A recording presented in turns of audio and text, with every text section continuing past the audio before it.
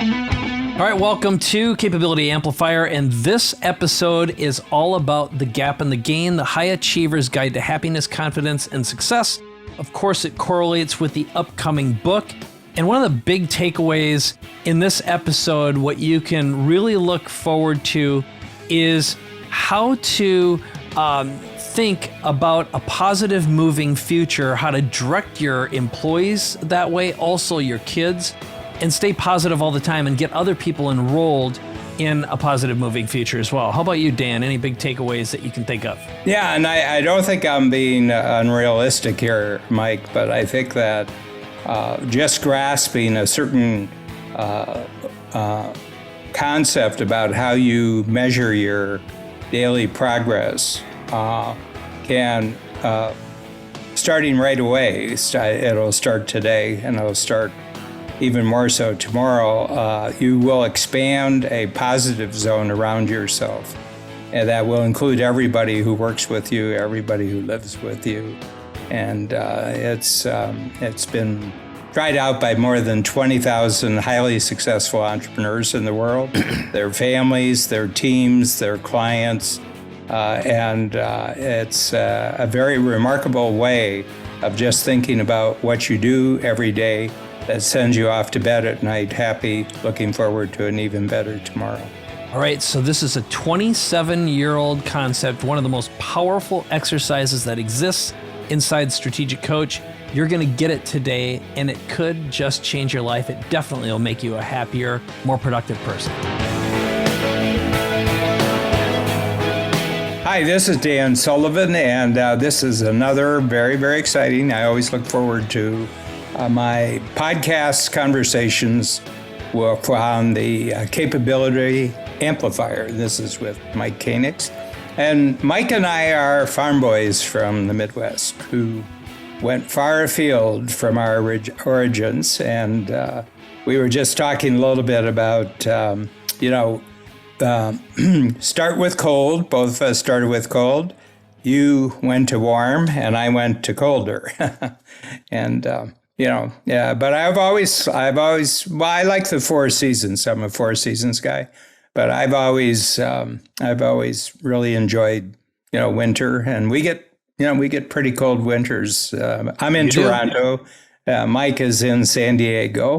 Very different experience going through the year, but it's no problem with me. I mean, you have to stay warm. You have to know how to stay warm and everything, but I kind of like it. Yeah, well, I'll tell you what. I don't know what's wrong with you, Dan, but I still like you anyway. But I'm into one season now. I figured I used up all of my four seasons in about 30 years, and then I was like, I don't mind going into the winter. Mm-hmm. But then I want to be able to fly out. So it'll be like... Yeah,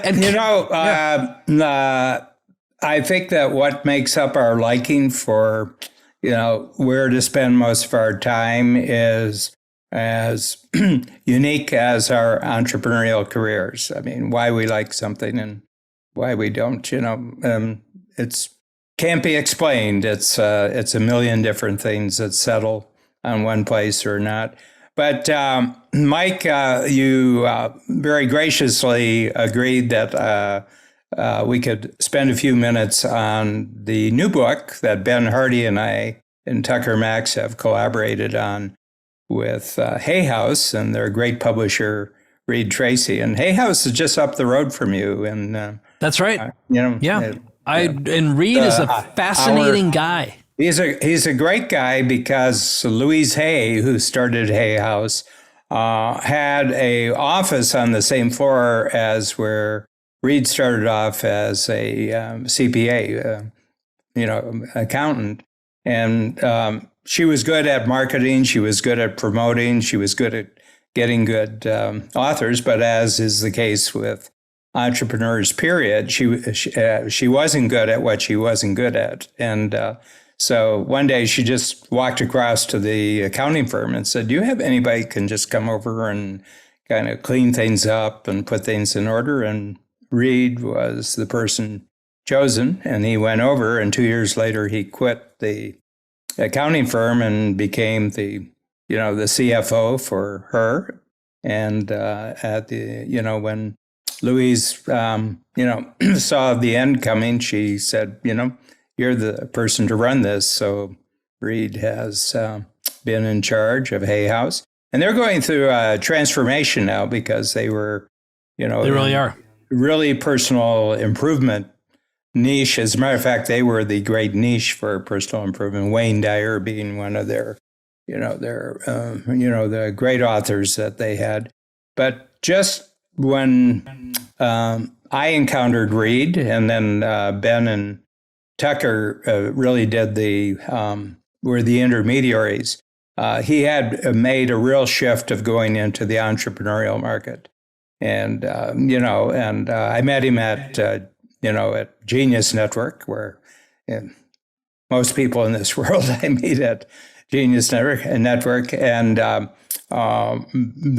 just coincided. It was a perfect, And Ben and Tucker went out to dinner that night, and they more or less agreed to a contract for a first book.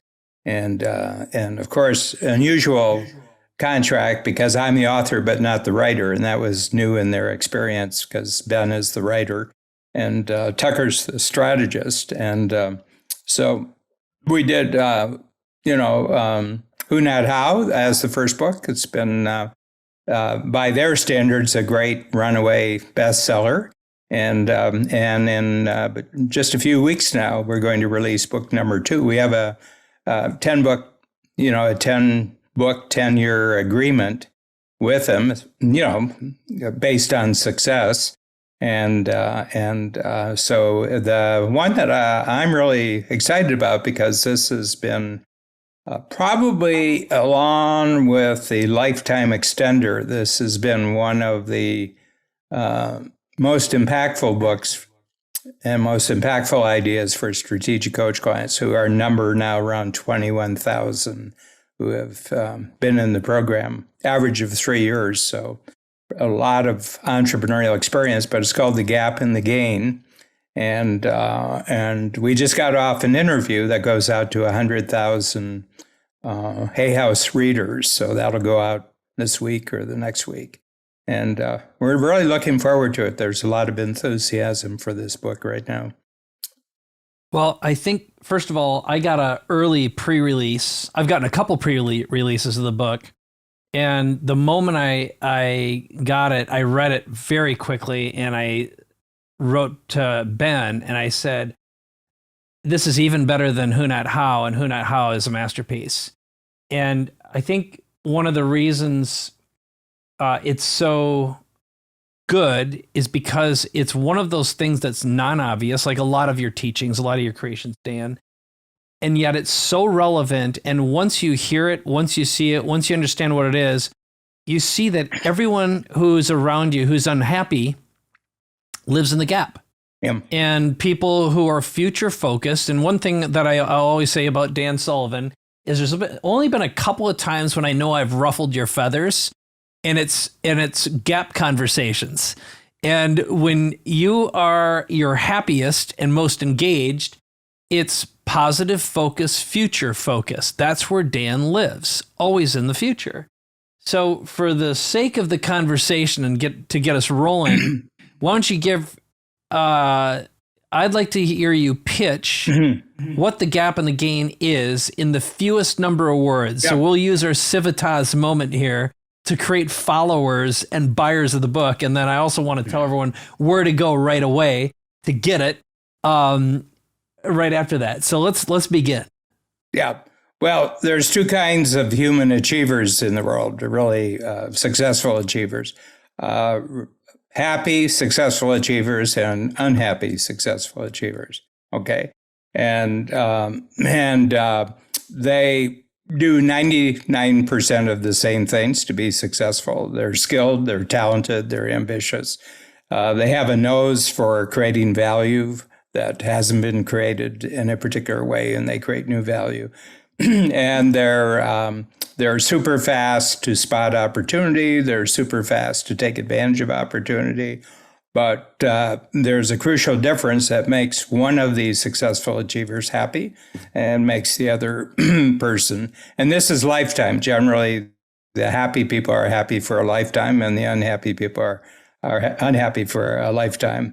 And it has to do with measurement. Okay. How do you measure what you've achieved? And I'll give you the unhappy version, and it's almost virtually the same as the happy version.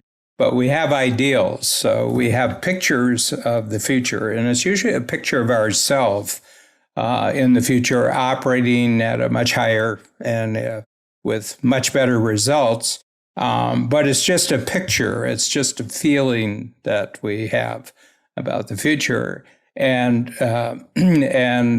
we use the ideal. We all have ideals, and we all use the ideals. And the proper use of an ideal is for illumination. It kind of illuminates the future ahead of you so that you can set really good goals to make progress. So here's what the unhappy person does. They use their ideals, picture of the future, very emotional, very motivating, and they pick an achievement. And usually, it's something that can be knocked off in a quarter or something like that. And they make the achievement, they make progress, they get to the achievement, they start and everything else. And when they get to the achievement, they make a mistake. They measure against the ideal, and ideals are not measurable. Ideals are not achievable. Okay. The other thing that can tell you what an ideal is the horizon when we're outside.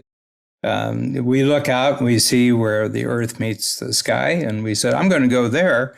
And true enough, we can make progress, and we can actually pick a spot between the horizon and where we are, and we get there. But when we get to that spot, we measure against the horizon, and we didn't make any progress. We're just as far away from the horizon. And when you achieve a goal based on and measure against the ideal, you're just as far away from the ideal as you were when you started. So other people look at you and you say, you just made incredible progress. And you say, no, I didn't make any progress at all. Okay. And that usually starts at around 4 years old. And by the time you're 14, you've really got it down pat, that you're going to get smarter, you're going to get better, and you're going to achieve the ideal. And one day you're really going to achieve the ideal, and then you'll be happy. And you're not happy until you achieve the ideal. You have enormous progress, you achieve enormous goals, but none of the goals matter because they're not the ideal. So that's the unhappy achiever. Okay, let's go over to the happy side. Happy side does everything the unhappy person does. Has the ideal, shines light where they go, gets to the goal, achieves the goal, and then turns around, looks back where they start, and measures where they started. And anytime you measure progress from where you started, you're happy. Anytime you measure progress based on the ideal, you're unhappy. Whole world does it every day, both sides. But some people do it all the time. And when you do it, you're very, very unhappy. And when you're really unhappy with yourself and you never let yourself be happy, generally speaking, you don't let other people be happy either for their achievements. Well done. Well done. And that's it. And you're a prime candidate, Michael. You're a prime candidate. I'm a prime candidate because we have this great ability to see a future that feels real. Yes. And if I tie this into... I think you have to have grown up with vast fields around you. You have to grow up where... golden waves. There's nothing but possibility because the reality is incredibly boring.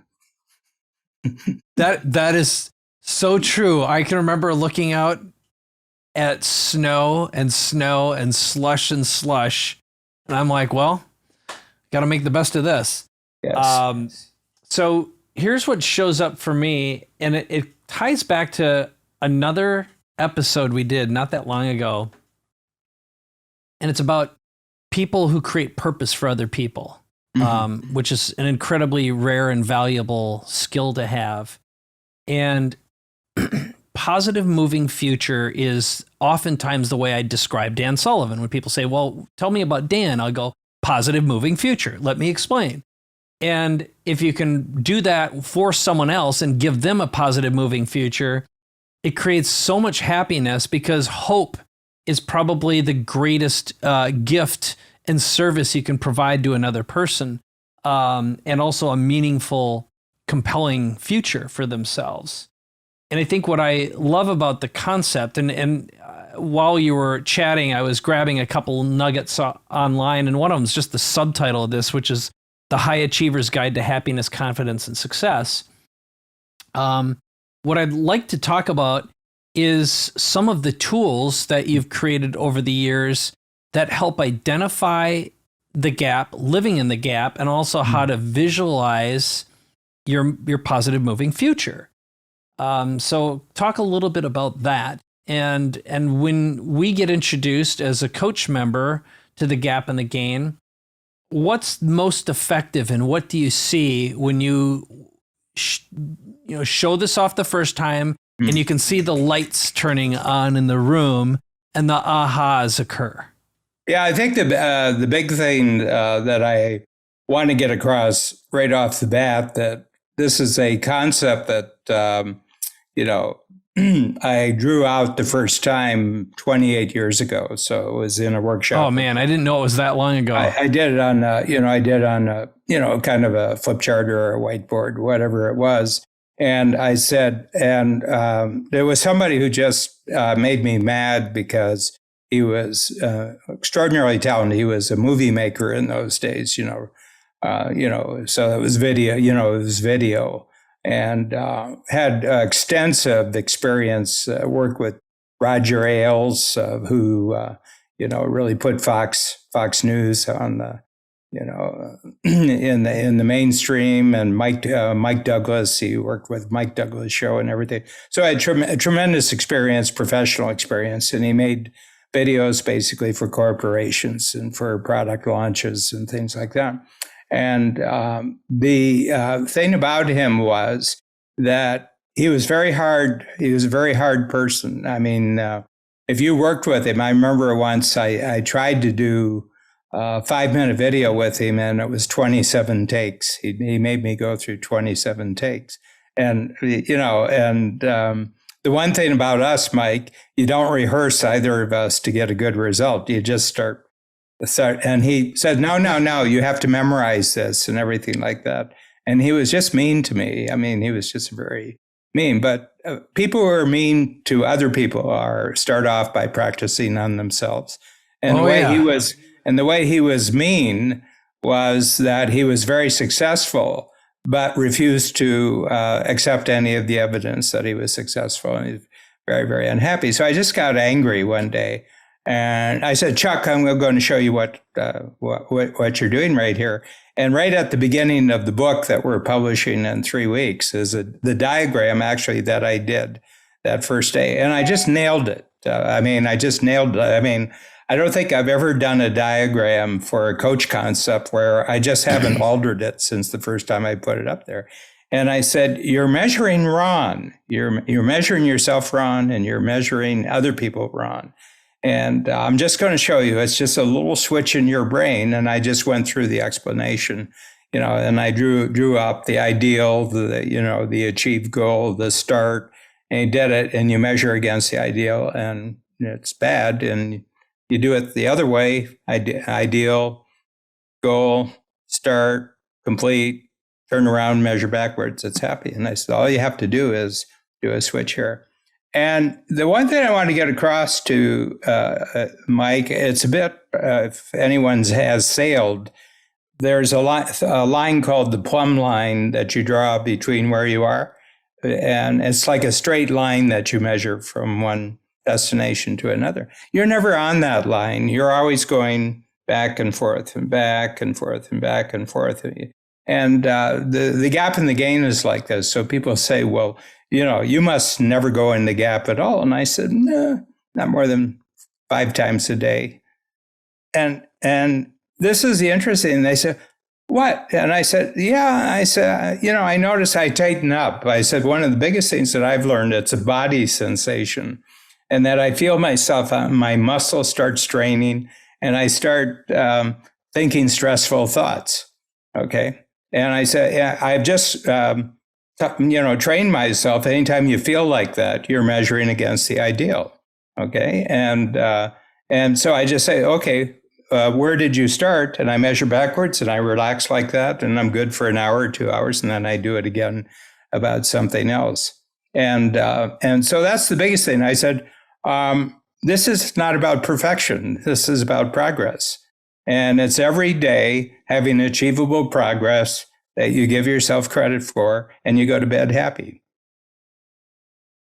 Well, I think the other thing that it takes into account, which is very much Dan personality, is being able to improvise and change no matter what, for any reason. It can be arbitrary, and realize that, and I think so many great products start out this way. You got to get something, create a minimum viable product, an MVP, throw it into the marketplace, and see if you get, on one hand, if you think like a Google, it's where's the maximum engagement? You're giving a product away and you are the product. Or you're testing it out on check writers. Again, another Dan Sullivan. Test on the person who, if it really promises something great for them, they'll write you a check for it. That's the only person to check on, and guess what? If it's the right audience, the audience is always right. Yep. So if that's one of the things, I want to go back in time a little bit. So 27 years ago, you draw this thing, it stayed the same. I'm curious, what was the seed, the motivation, or the person that sparked this? Were you around someone that he was a client. It was this video maker that really triggered. And, it was just that. Yeah, and the interesting thing about it, he didn't get it. He dropped out, probably about 6 months later. And but the rest of the room got it. And they said, this changed my whole view of my entrepreneurial career. Oh my God. Oh, I'm doing this to my kids. I'm doing this to I'm doing this to my employees. I'm doing this. And I think that's the big thing, is that if you get real good at beating yourself up, you start exporting. Oh, yeah. But everybody, what I'm getting across here, Mike, I think it's human to do this. And I think that every human being, probably every day, not about the same things, but about something that you're in that gap. And somebody said, well, you still do it, though, like 5 minutes, you say 5 times a day. And I said, yeah, but I stay in it maybe a minute, 2 minutes, 3 minutes, and I'm out of it. And I said, before I actually came up with the concept, I could spend 3 months in there. I just go in a deep dive, and I'd be miserable for 3 months. And people say, well, why? You're successful, you're talented.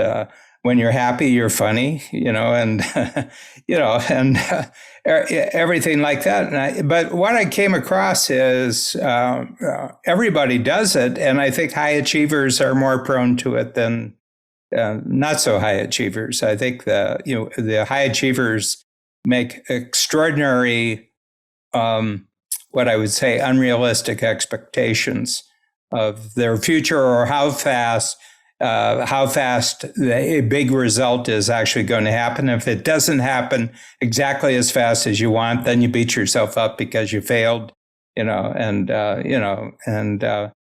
it drives people. And a lot of people say, yeah, I am that way, but if I didn't drive myself that way, I wouldn't achieve anything. And it's not true. That people who do the measuring the other way are just as successful. But I will tell you this, that the happy achievers who really learn how to do this never retire. But at a certain point, the unhappy achievers stop, or they have a heart attack, or somebody kills them, or the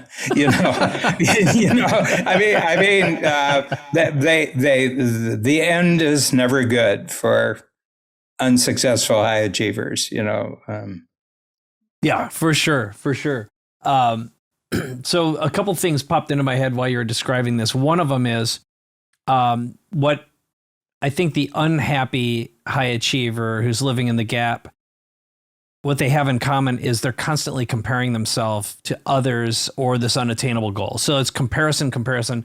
That is a certain recipe for misery. Yeah. And on the other side, one thing I've noticed about happy gain high achievers is very frequently they're meditators. And the nature of meditation is living in the infinite expanse. Like I just did a meditation today where it was a guided one with Dr. Joe Dispenza, who I find very fascinating, but a tremendous amount of his work is imagining yourself in a space of infinity. So he does these little exercises where it's think about how much space your body's taking up, how much space the space between your ears are taking up. And again, the whole idea is just to live in this infinite domain.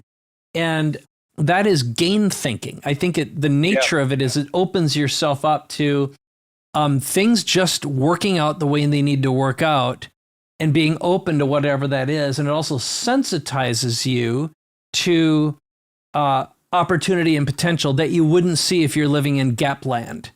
Yeah, and I think the big thing, being a meditator, it'll be 50 years next March.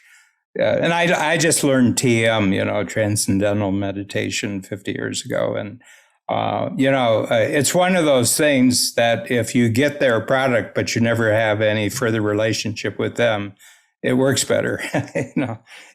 Well, what they do is they'll charge you $5,000 for a new word that you can repeat to yourself. And now you can get it for free on YouTube. So and I don't have any problem with it. It worked the first time I did it, and that was good enough.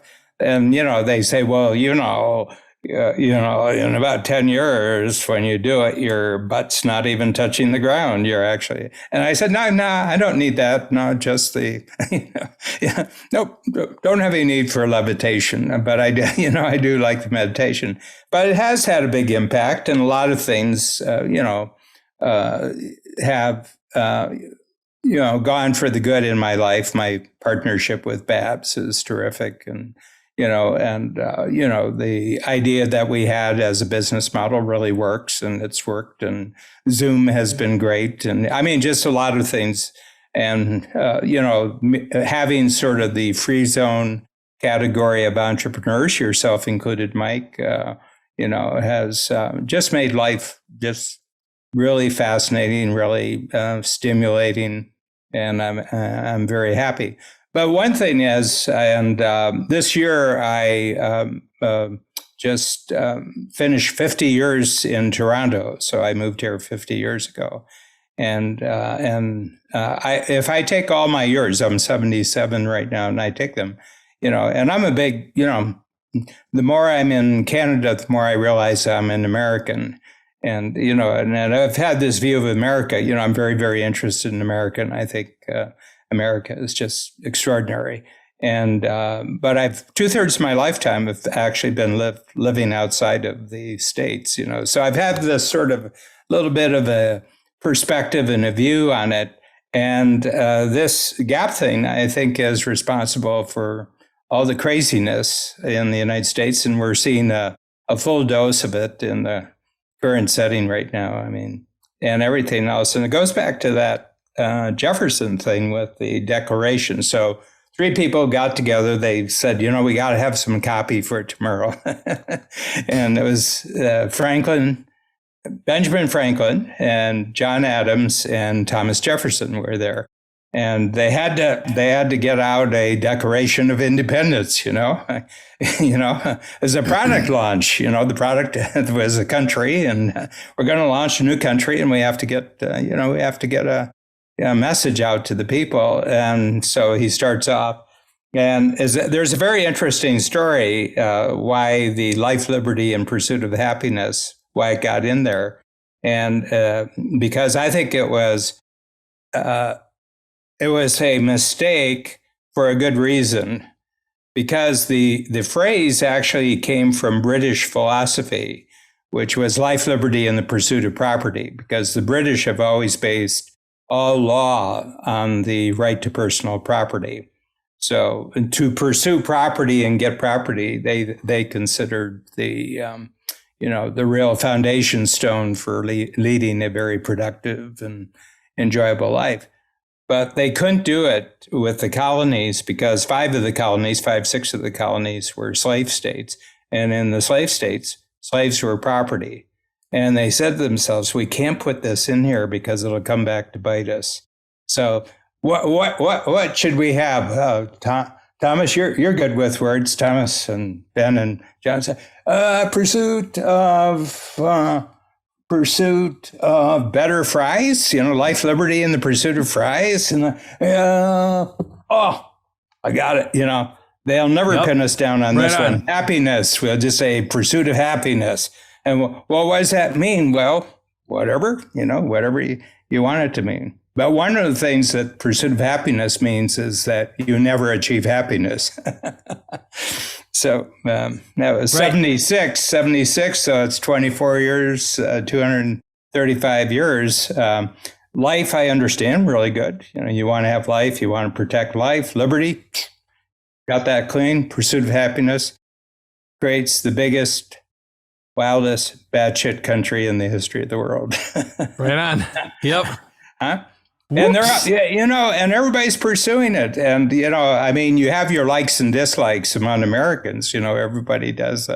For example, I think, Bill Clinton was pursuing happiness. Hillary Clinton was pursuing happiness. George Bush Jr., Senior, Obama, Donald Trump was pursuing, happiness, and Joe Biden pursuing happiness. And you like and you dislike, and then real, packaging stars like AOC. People said, she's awful. I said, she's as American as hot dogs, and apple pie. I said, she's packaging, she's already merchandising herself, tax the rich. It's now, I said, this is as American as it possibly can be. She's reinventing herself and everything else. But with all of them, I don't know if it adds up to happiness. Yeah. And you live close to Silicon Valley and Hollywood and everything else, and enormous pursuit of happiness. But I don't know too many of them that I would give them credit for actually achieving happiness, because the pursuit of happiness pursued over 40 years just gives you a habit of always pursuing, of always not being there. Yeah. But not being there. Yeah. And so that's it. And that's the gap in the gain, that it's a gap concept because it's an ideal. Okay. But it's not measurement from where you came from. I mean, America, based on where it came from, is the greatest success story in the history of the world. But based on achieving the ideal, not successful at all. Yes. So let's do, one of the things that I wanted to know then is, and you began this last bit about how we raise our kids, but also think about it in terms of how we operate our businesses. So I'm curious, think through the lens of managing in the gain versus the gap. And as a business owner and a founder, I'll give you an example of a really great thing that Dan Sullivan does even before dinner, which is everyone at the table, we do a positive focus. And it's something fantastic that excites you every day that happened personally or professionally. And everyone goes round robin. And what I know it does is it aligns us energetically, and we all feel a positivity, and the focus of every conversation stays in that mode. Mm-hmm. And it's also fascinating. It's a way to break the ice and create a deeper connection with people. And also, each person, when they arrive, I mean, we're, we haven't done it since COVID because, nobody's traveling, and, we're not having the workshops. But the moment we go back to workshops, we'll go back to having, you arrive on Sunday, and Sunday night we have dinner at our Chicago house, and next morning we have a 10 times workshop, and then the next day we have the free zone workshop. But when you realize, I mean, we now see each other more often because of the 10 times, the connector calls. But nowadays, you wouldn't see the other person for 90 days. So they come in, and when they walk in the door, they're more attached to where they're coming from than they are where they've arrived. So what I do is I say, we can talk and we talk very, very nicely, and everybody fills everybody in. But when we sit down to dinner, I say, let's everybody go around now and say something they're really happy or excited about from the last 90 days. And you can just feel the energy come into alignment as we go, and sometimes it lasts an hour and a half, 2 hours, as we go through, and, we're eating good food and we're drinking good wine and, everything like that. But I have a rule, and it's just I don't have much management role in our company because Babs really runs the company, but I do have this rule: no meeting starts without a positive focus of getting everybody in the room, and no meeting ends without a positive focus of what people were happy about the meeting. And I said, and that's 25 years. You're not if you didn't do that, Dan wasn't in the room because Dan would have insisted on it, And what it does is it just kind of protects the space from other things that are happening to people outside. And the last year has been, especially on Zoom. I do it on Zoom because people are in all sorts of different places related to the shutdowns and the pandemics. And some people have really taken to remote work, and other people, it's not been a good thing. But you got to get them in the room. They're there for a half hour, and you can't be dealing with everything that's not working in their lifetime and the energy in there. So I always do it, and it really works. It really works. Yeah, it does. And even when we're doing remote strategic coach meetings, you're always there a few minutes before, bantering and creating conversation. You start at the top of the hour.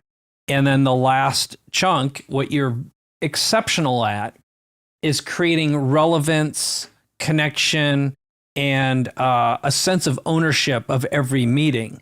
But I'm curious, both inside of Coach and outside, what you've seen. Again, managing in the gain.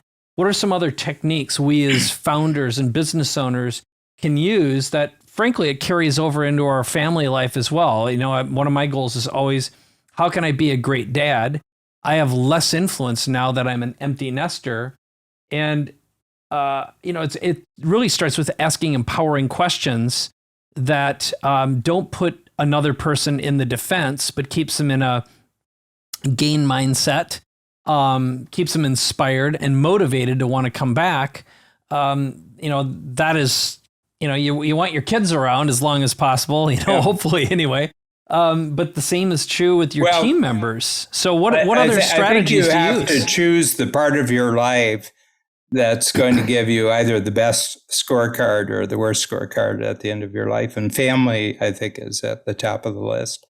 Your relationships and your family. I think that's the number one issue. I mean, you can go to Mars, but if you screw up, you screw up the relationships. Nobody remembers Mars. They remember, that you didn't do what was required, given the importance of a family. And so one of the things that's really fortunate about this is that it's quickly learned. Okay, so the way you learn the difference between the gap and the gain is by having a ritual, ritual, not formal, not a formal ritual, but it's just something you do every day. That you could, like at dinner table, one of the things I've really encouraged people to do is to have dinner with their family. Okay. And that solves a lot of problems. One is you're not at the office, because why are you at the office working when you could have had other people handle the things that you're doing, So it actually, just by saying, why don't you just have dinner every night, unless there's an exceptional reason, why not? And everybody at the, father, mother, husband, wife, they're equal partners. And then the children talk, and you just talk about the 3 wins for the day. And if kids are young enough, you just have 1 win. They don't get it, but they get the habit really fast, and they like it. Mom and dad are saying good things or complimenting. The best way to raise great children is love. The parents should love each other, and the children should have visible evidence every day that their mom and dad love each other. And kids will turn out great because that's what the kids really want to know. Do mom and dad love each other? Because that gives me predictability about my future, and also, Right. also if they're loving each other, the heat's off me, they're doing it. So what I encourage, I said, just try it out. They'll resist. And I said, Dad, oh, this is another one of those corny things that you get from that guy we go on a trip and all we do is hear that guy. I'm so tired of him. But you say, no, you're going to go to bed tonight and you're going to go to bed happy or not happy. Why don't we just design it so that every night you go to bed happy? So what happened today that was really great? And they said, well, nothing. It was just a lousy day at school. And I said, yeah, but what did you think about? What new thought did you have? It doesn't have anything to do with school. It's actually a thought that you have of bypassing school so that you don't need school. And then they're off to the races, and everything. And then say, tomorrow, what could you do that's kind of like that? Do you have something, not the same thing, but something different and it takes about 2 or 3 weeks. I find generally you have to stick with it. And then they want to do it for life, And if you're on a road trip, they'll say, you can be on the road trip, but you got to phone in and say what your wins are. Okay. And here's the thing. A child during the end of the day is going to have an experience that at the end of the day, their judgment is it was a crappy day or it was a good day.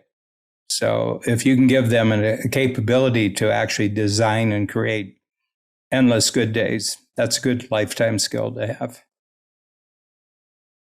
And this does get back to, the equation's so simple, which is celebrate your successes, acknowledge them.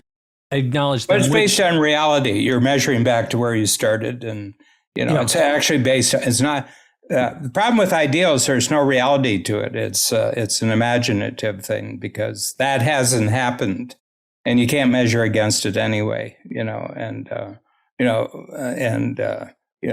when I become one of the first astronauts to walk on the moon and then I can see the earth, I will be a transformed human being. He said, no, in 30 minutes, you have to get back on. You got to get home and everything like that. And this part of the job's done. So go on back home, Yeah, but I've been thinking about this for 30 or 40 years, that I would be the first person. And certainly if I become one of the first human beings to land and I see the earth, I will be a spiritually transformed human being. So no.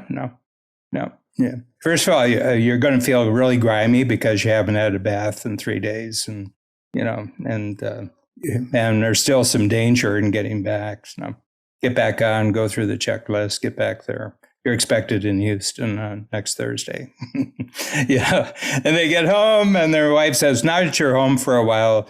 On the way home, could you pick up some ground beef? And they said, do you know who I am? And she says, yeah, you're an absent father and husband. And you got some sucking up to do. Yep. Yeah. What do I have to do around this place? Go to the moon?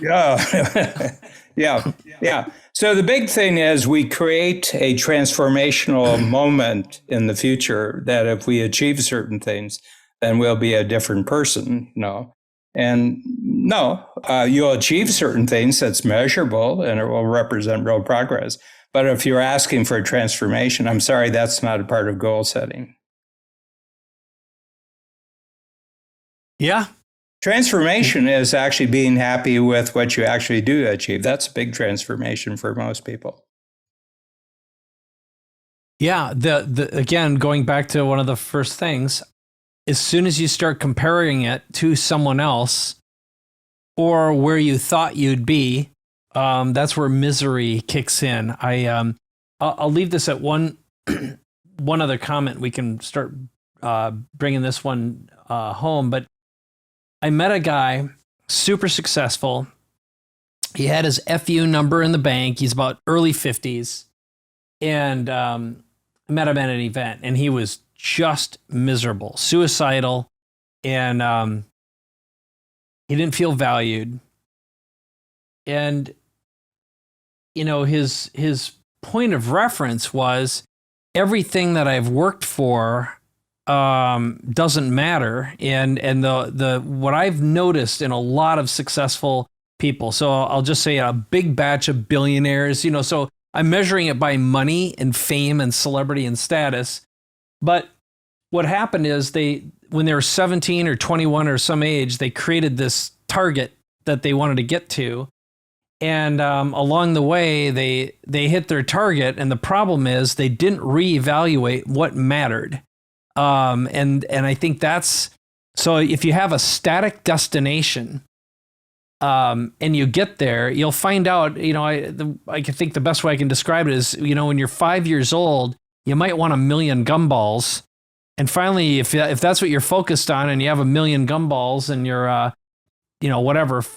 53 years old, you're like, what the hell did I want gumballs for? They're completely irrelevant. So I think that's another part of this, that the psychology, as simple as it may seem, is so non-obvious. Yeah. So, well, happiness is only measured. Happiness can only be measured backwards. It can never be measured forwards. I mean, it's a simple rule. And, and the people who we have liked the best in our life, and these could be teachers, parents, any position, friends, and everything else. If it's long-standing and you like them continuously, my sense is that they probably measure happiness backwards.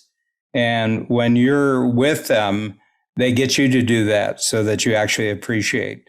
So one of the reasons why you like being with them is because they get you to measure happiness properly when you're with them.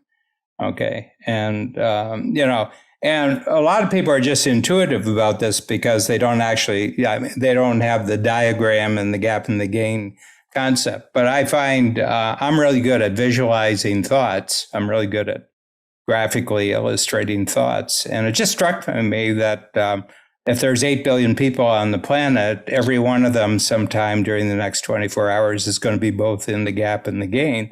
The question is, when they go to bed at night, are they in the gap and the gain? Because your nighttime adventures are very, very influenced by your judgment about what kind of day you just went through and what kind of day you're going to go through tomorrow. So my sense is that your brain will do anything you tell it to do, but it needs direction. And if you keep saying, look for bad, hey, bad, good, I don't care. I just want to do something. Yeah, you're going to find it. Well, where should people go to get the book? Is there a specific website that we're sending people to?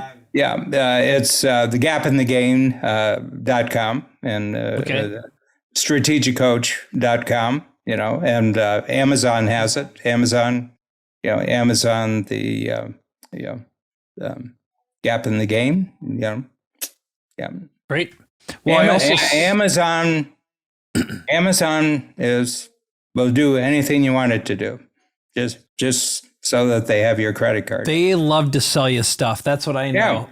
And their apps will listen to everything you talk about and put that up on the homepage of your website or your buying app anytime you'll want. And what I did do is I set up a shortcut link. So if you just want to get the book, you can head over to capabilityamplifier.com/gap, and that'll send you right to the book, and you can grab it there. Yeah, and this is a bit of a viral book in the sense that when you're first of all, Ben Hardy is just a fabulous writer. I mean, he's just and Ben, I have to tell you, my ideas.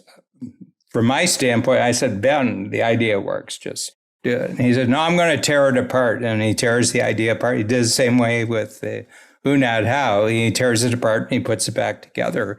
And he adds a lot of wonderful context to the ideas. So, I could never write the book that Ben writes. Ben is just, he's an amazing, amazing writer. And Tucker Max threw in a lot of direction, and cover designs come from and both books come from Tucker's shop. He's got a real sense for packaging covers and everything. They sure do.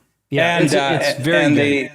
The thing is that you will immediately, when you read the book, you'll immediately think of 10 other people that it would be crucial to you that they understand this concept, because you'll have much better discussions and you'll have much better teamwork as a result of this. So, I'm predicting your future addiction to this book. I've made it a part of every conversation I have with professionals now. And I also remind people, without being a jerk about it, but I'm like, you're living in the gap. You're living in the gap. How do we get back in the game? And how do we get back in the game? I make it about us or them, whatever is more effective. And it's a very, very powerful anchor. And by the way, we've got the domain that we want to send people to, by the way, is gapandgainbook.com. I had Gord correct us while we were on great on here. Gapandgainbook.com. Good. Yeah. Awesome. Yeah. Well, Dan, another great episode. This has been a lot of fun. It's always fun to wander around with you for a time or two. And I think we can wrap this up. And I can just say, if you've enjoyed this episode, or you can think of anyone who could benefit from this type of thinking, employees, kids, other entrepreneurs, make sure you forward it to them. And we'd love your comments and feedback on iTunes as well. Anything else you want to add, Dan? Nope, I'm good to go with this. And, we talk about amplifying your capability, and how you measure your progress is one of the most crucial skills to amplifying your future capability. You've got to take ownership and be happy with your past growth of capability to get new capability in the future. I got nothing else. Thanks for listening. Thanks for watching, everyone.